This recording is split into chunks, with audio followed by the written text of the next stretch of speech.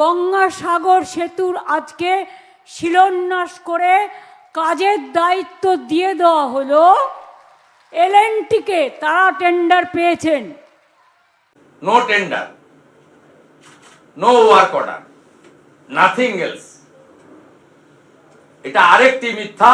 1700 কোটি টাকা খরচ করে রাজ্য সরকার এটা আপনাদের উপহার দিচ্ছেন, যাতে আগামী দিন গঙ্গাসাগর আর 2-3 বছরের মধ্যে এই সেতুটি তৈরি হয়ে যায়।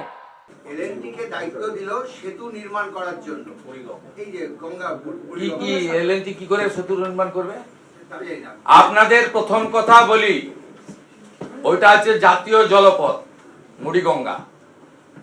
মমতা ব্যানার্জিকে আমি চ্যালেঞ্জ করছি, জাতীয় জলপথের এনওসিটা দেখান।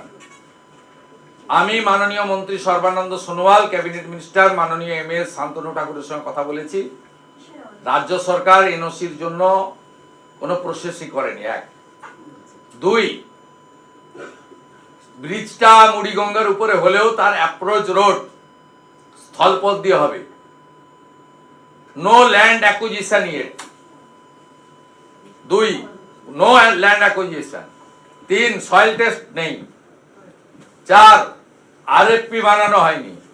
5, কোন কাগজে, কোন চ্যানেলে, কোন পোর্টালে টেন্ডার নোটিফিকেশন হয়েছে আমাকে কপি দিন। No tender, no work order, nothing else. এটা আরেকটি মিথ্যা।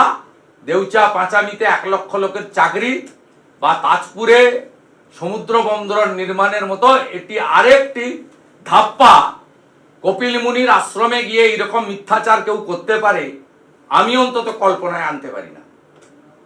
1700 কোটি টাকা খরচা করা হবে বলেছে। কে বলেছে 1700 কোটি? আপনি আগে জাতীয় জলপথ, বাংলাদেশের ওই দিক দিয়ে জাহাজ যায়, সমস্ত বাংলাদেশ কেন আরো ডিপ সিতে যে সমস্ত দেশ আছে ওইটা হচ্ছে তার প্যাসেজ। আপনি এনওসি চেয়েছেন, দিতে হবে তো রামেশ্বরমের মতো ফোল্ডার ব্রিজ করতে হবে। আপনি বলে দিলেই হবে নাকি? আপনি সামনে ভোট করবেন বলে যা খুশি, সাগরে আপনি জিতবেন না। আর ওখানে রামেশ্বরমের মতো ব্রিজ বিজেপি করবে, ভারত সরকারের অর্থে করবে, জাতীয় জলপথ ইনল্যান্ড ওয়াটারওয়েজ করবে। আপনি করতে পারবেন না।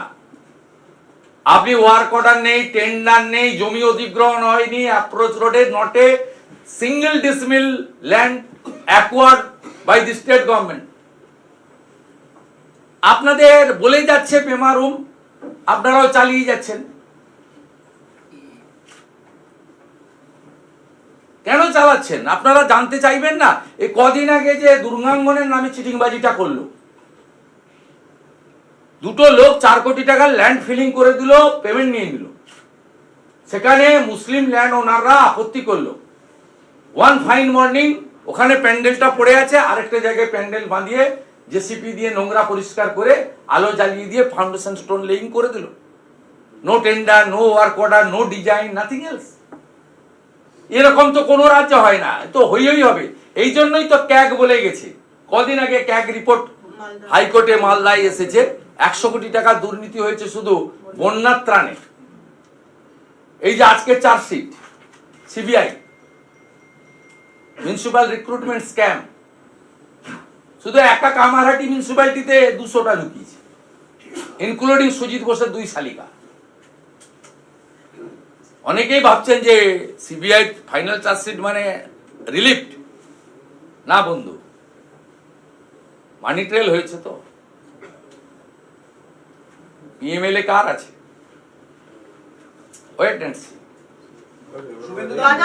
আইনের বাইরে যেতে পারবেন না, দেশের আইন এখনো জিন্দা আছে, আমরাও ছাড়বো না। ফিরহাদ হাকিম থেকে, সুজিত ঘোষ থেকে, রথিন ঘোষ থেকে, সাউথ দমদমের ভাইস চেয়ারম্যান নিতাই থেকে